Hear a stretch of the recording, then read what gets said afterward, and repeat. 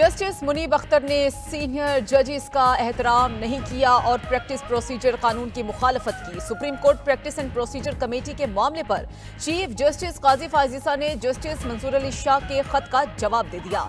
जराये के मुताबिक जवाबी खत में लिखा गया है कि जस्टिस मुनीब अख्तर गर्मियों की छुट्टियों के दौरान दस्तयाब नहीं थे।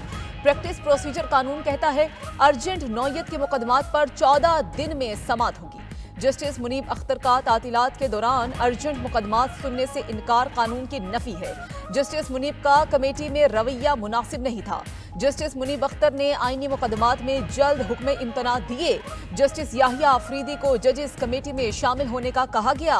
उन्होंने जजेस कमेटी में शामिल होने से माजरत की। उनकी माजरत पर जस्टिस अमीनुद्दीन खान को जजेस कमेटी में शामिल किया गया। इलेक्शन एक्ट को फौकियत दी जाए या अदालती फैसले को, मखसूस नशिस्तों के केस में इलेक्शन कमीशन ने सुप्रीम कोर्ट से रहनुमाई मांग ली। दरखास्त में इस्तदा की है कि इलेक्शन तरमीमी एक्ट आने के बाद अदालती फैसले पर रहनुमाई की जाए। 12 जुलाई के मुख्तसर फैसले पर जब वजाहत मांगी गई तब नया एक्ट वजूद में नहीं था। पार्लियामेंट ने इलेक्शन कमीशन एक्ट की सूरत में अब कानून बना दिया है। बताया जाए कि पार्लियामेंट के कानून पर अमल करें या सुप्रीम कोर्ट के फैसले पर। सुप्रीम कोर्ट के 12 जुलाई के फैसले के पैरा 10 की वजाहत भी दरकार है। स्पीकर कौमी असम्बली ने खत लिखा कि अदालती फैसले के बाद इलेक्शन एक्ट में तरमीम हुई। अदालती फैसले पर 39 अराकीन की हद तक अमल दरामद हो चुका है। अदालती फैसले वाज़ेह हैं कि पार्लियामेंट की दानिश का जायजा नहीं लिया जा सकता। चीफ इलेक्शन कमिश्नर की ज़ेर सदारत हतमी इजलास में सुप्रीम कोर्ट से रुजू का फैसला किया गया। तहरीक इंसाफ ने प्रैक्टिस एंड प्रोसीजर ऑर्डिनेंस को सुप्रीम कोर्ट में चैलेंज कर दिया। बैरिस्टर गौहर के सदारती ऑर्डिनेंस के खिलाफ सुप्रीम कोर्ट में आईनी दरखास्त दायर। प्रैक्टिस एंड प्रोसीजर सदारती ऑर्डिनेंस को गैर आईनी करार देने की इस्तदा। दरखास्त में इस्तदा की गई है कि सदारती ऑर्डिनेंस के बाद प्रैक्टिस प्रोसीजर कमेटी के तमाम फैसलों को कलअदम किया जाए। आईनी दरखास्त के ज़ेरे इल्तवा होने तक नई कमेटी को काम से रोक दिया जाए। दरखास्त के समाअत के दौरान पुरानी कमेटी को काम करने की इजाजत दी जाए।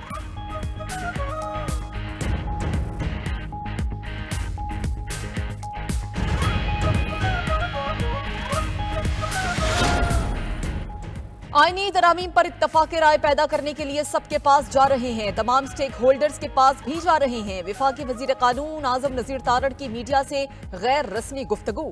कहा कि पाकिस्तान बार काउंसिल की एग्जेक्टिव कमेटी ने तरामीम से मुतालिक 2 अक्टूबर को इजलास बुलाया है। सेनेट और कौमी असम्बली का इजलास कब बुलाया जाएगा इसका इल्म नहीं। अभी तो विफाकी काबीना के अराकीन मुल्क से बाहर हैं।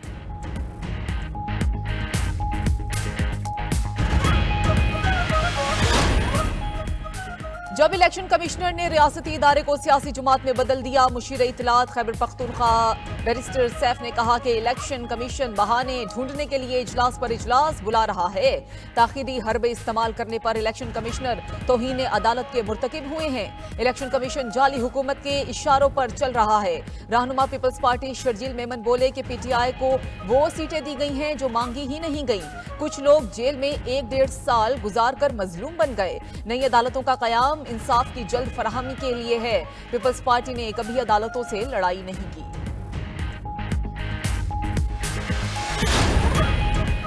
तोशाखाना 2 केस की अडयाला जेल में कायम खुसूसी अदालत में समाअत। बानी पीटीआई और बुशरा बीबी पर फर्द जुर्म आयद करने के लिए 2 अक्टूबर की तारीख मुकर्रर। मुल्जिमान के वकील के दरखास्त जमानतों पर दलाइल मुकम्मल। FIA वकला हफ्ते के रोज से दरखास्त जमानतों पर अपने दलाइल का आगाज करेंगे। तोशाखाना 2 केस की समाअत स्पेशल जज सेंट्रल शाहरुख अर्जमंद ने अडयाला जेल में की।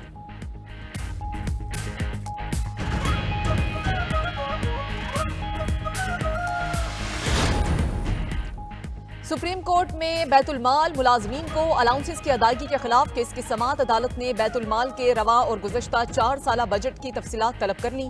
6000 मुलाजमीन को माहाना कितनी तनख्वाह दी जाती है, चीफ जस्टिस काजी फायज ईसा का इस्तफसार। बजट का 25% मुलाजमीन की तनख्वाहों पर लगता है। वकील दरखास्त गुजार का जवाब। चीफ जस्टिस ने रिमार्क्स दिए कि तिजोरी खाली है मगर इसको भी दे दो और इसको भी दे दो। क्या अब जजेस मुल्क भी चलाएंगे? बैतुल माल को ग्रांट हुकूमत देती है। अटॉर्नी जनरल को सुनकर फैसला करेंगे। सुप्रीम कोर्ट ने सरकारी मुलाजमीन के बच्चों को नौकरियां देने के हवाले से पॉलिसी पर महफूज फैसला कर लिया। केस की समाअत चीफ जस्टिस काजी फायज ईसा की सरबराही में 3 रुकनी बेंच ने की। चीफ जस्टिस ने रिमार्क्स दिए कि सरकारी मुलाजमीन के बच्चों को नौकरियां देने का कोई कानून बताएं। हर हुकूमती पॉलिसी की कोई लॉजिक तो होनी चाहिए। अब कहेंगे कि हम नौकरियां दे रहे थे, सुप्रीम कोर्ट ने रोक दिया।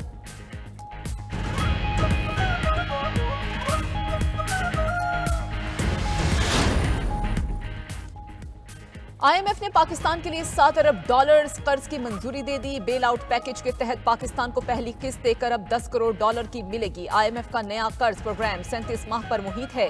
आईएमएफ की पाकिस्तान के मुआशी इक़दामात की तारीफ। एलामिया में कहा गया कि पाकिस्तान में मुआशी शरह नमू 2.4% तक पहुंच गई। एमडी आईएमएफ क्रिस्टलिना जॉर्जिवा की पाकिस्तान को मुबारकबाद। कहा, पाकिस्तान ने इस्लाहात की हैं, पाकिस्तानी मईशत दुरुस्त समत में जा रही है। वज़ीर आज़म शहबाज शरीफ का कर्ज मंजूरी पर इजहार इत्मीनान। कहा, उम्मीद है ये पाकिस्तान का आखिरी आईएमएफ प्रोग्राम होगा। वज़ीर आज़म शहबाज शरीफ की वर्ल्ड बैंक के सदर अजय बंगा से मुलाकात। सदर वर्ल्ड बैंक ने पाकिस्तान की माइक्रो इकोनॉमिक इस्लाहात की तारीफ की।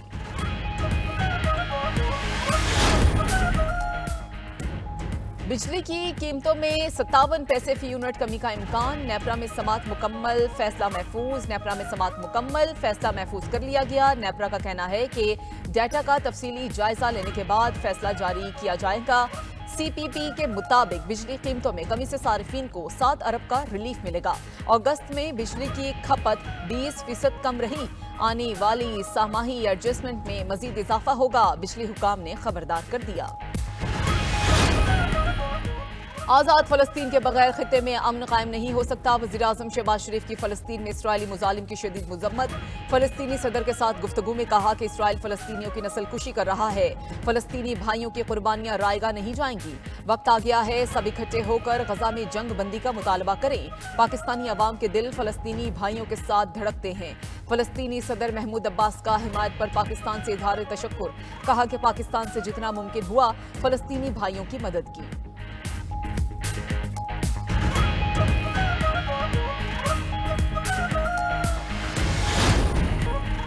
थाईलैंड में प्रोफेशनल बॉक्सिंग का पाक भारत टाकरा। पाकिस्तान के उस्मान वजीर ने 1 मिनट 5 सेकंड में ही जीत लिया। भारतीय बॉक्सर फेलिक्स सेल्वाम उस्मान वजीर के 2 मुक्के भी बर्दाश्त न कर सका और रिंग में गिर गए। रेफरी ने उस्मान वजीर को टेक्निकल बुनियाद पर फातिह करार दे दिया। उस्मान वजीर की ये मुसलसल 14वीं कामयाबी है।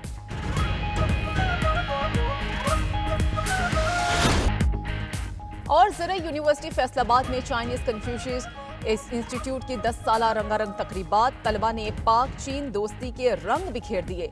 शानदार परफॉर्मेंसेस से दिल मोह लिए। चाइनीज कन्फ्यूशियस इंस्टीट्यूट की नई इमारत का इफ्तिताह भी कर दिया गया।